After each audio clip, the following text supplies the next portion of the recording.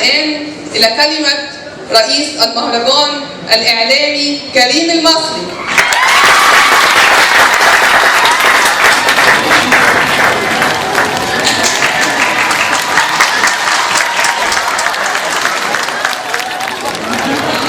طبعا في البداية أنا حابب أشكركم جدا جدا إنكم نورتونا وشرفتونا النهارده.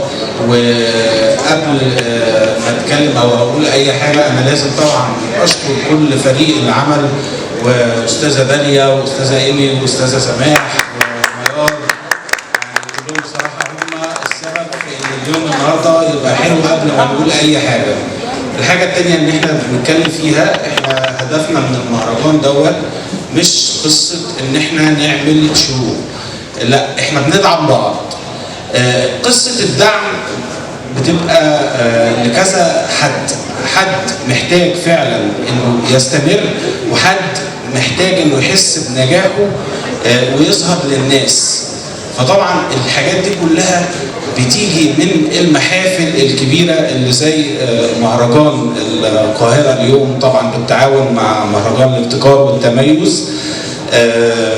عشان كده احنا النهارده طبعا بنتشرف بوجودكم جدا، وزي ما قلنا احنا حلقة وصل، احنا جزء صغير جدا منها وانتم الجزء الكبير فيها، وشكرا لكم جدا.